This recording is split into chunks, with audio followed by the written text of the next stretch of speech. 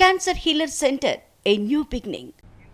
Fee reimbursement పై శాసన మండలిలో వాడివేడిగా చర్చ జరిగింది. ఫీజు బకాయిలు చెల్లించకపోవడంతో విద్యార్థులు ఇబ్బందులు పడుతున్నారని వైసీపీ తెలిపింది. వసతి దీవెన నిధులు కూడా విడుదల చేయలేదని వైసీపీ ప్రస్తావించింది. అయితే వైసీపీ ప్రభుత్వమే బకాయిలు పెట్టి వెళ్లిందన్నారు మంత్రి లోకేష్. గత ప్రభుత్వం ఏకంగా 4,200 కోట్ల బకాయిలు పెట్టిందన్నారు. ఎడ్యుకేషన్ పైన చర్చ జరిగిన హౌస్ లో ఎందుకు బయటికి వెళ్ళారు అధ్యక్ష?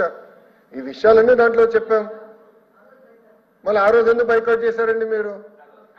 ఎందుకు బైకాట్ చేశారు స్వామి?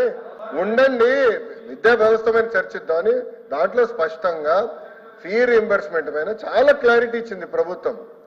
మళ్ళీ ఇప్పుడు ఆ రోజు బైకాట్ చేస్తారు, ఇన్నరు, కనీసం నోట్ చదవరు. కాబట్టి ఇంకా కాపీ పంపిస్తా స్వామి, ఒకసారి నోట్ చదవండి, చదివిన మీరు అడగండి. మంత్రి గారు వాస్తవాలు చెప్తుంటే దాన్ని కూడా మీరు ఓర్చుకోలేకపోతే కరెక్ట్ కాదా? 4,200 కోట్లు మీరు బకాయిలు పెట్టారు, అవునా కాదా చెప్పండి?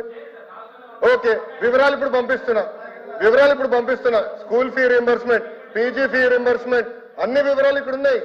4,200 కోట్ల బకాయిలు పెట్టారు మీరు.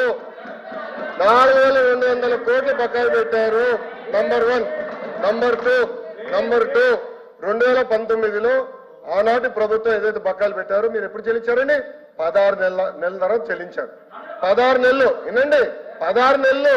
ప్రభుత్వం వచ్చి 10 నెలలు అయింది. చెల్లిస్తాను నేను చెప్పా, హౌస్ సాక్షిగా నేను హామీ ఇచ్చా. చర్చలు మీరు లేకపోతే ఏం చేయాలి స్వామి? మీరు బైకాట్ చేస్తూ పోతే మమ్మల్ని ఏం చేయమంటారు?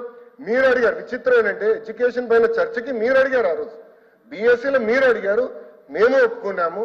చర్చకు మేము సిద్ధానం. 3-4 గంటలు చర్చ జరిగితే మీరు లేకపోతే ఎట్లా? వాస్తవాలు ఏదైనా మీరు సిద్ధంగా లేకపోతే ఎట్లా? Cancer healer centre a new beginning.